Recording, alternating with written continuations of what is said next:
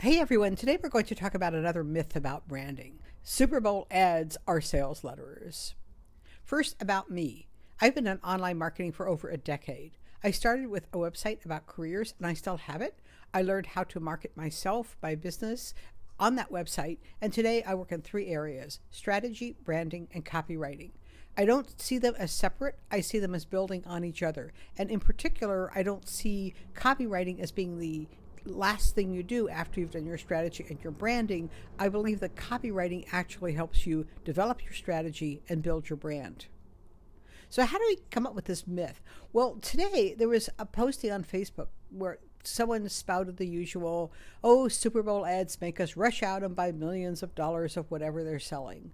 Whoever wrote that was confusing a Super Bowl ad with a sales letter. Super Bowl ads, and actually many print and television ads, work the same way.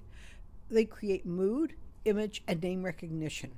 They're extremely memorable. In fact, when we talked this year about the Jeep ad on the Super Bowl, you probably know what I'm talking about if you followed the ads. If you talk about the 1984 ad from many years ago, you know what I'm talking about. And then it was really for Apple, which then went on to create the various Macintosh computers.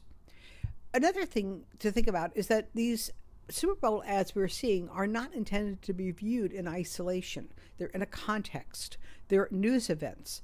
The managers who create these ads, the companies that sponsor these ads, will spend equal amounts of energy and sometimes money publicizing the ads. They'll do teasers, they'll do press releases, they'll follow up when their ads are mentioned in discussion on the news media. Now, that's not at all the same thing that happens when you have a sales letter.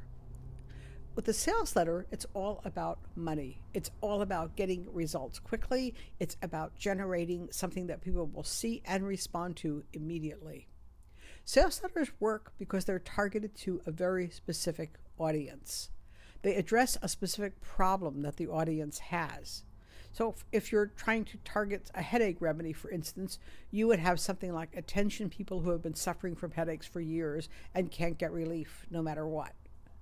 They identify very specific benefits. They paint word pictures of the pain and the results that you get from whatever there is they're selling. If I'm promoting copywriting, I'll say, okay, are you having trouble selling that wonderful program you spent 6 weeks creating? Maybe you've got a great workshop and nobody's buying it. What will you get as a result of working with me as a copywriter and a consultant? Well, you'll get more sales, identify better targets, you'll reach them faster, you'll sell more to each one, things like that.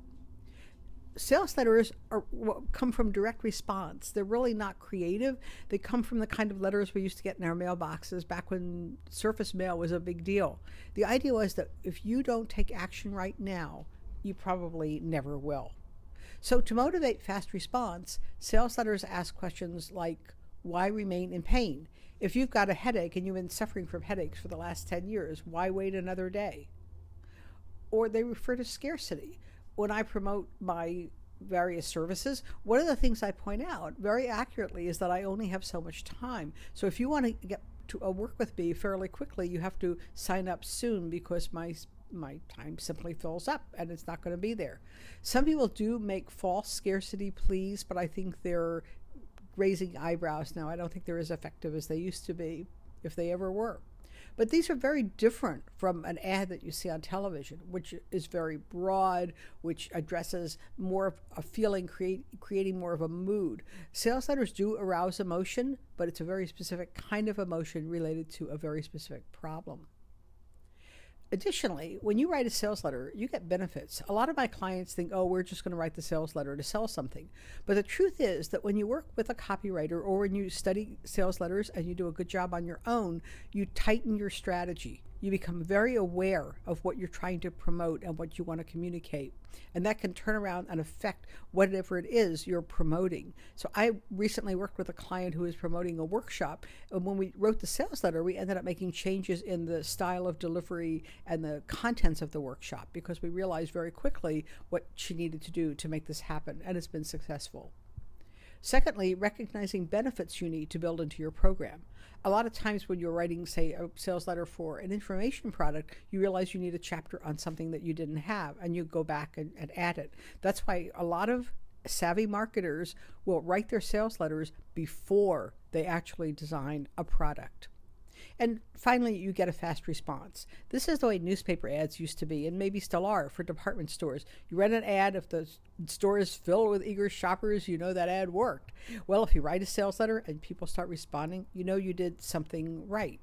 If you make a change and you get a better response, you know how to make the next one even better.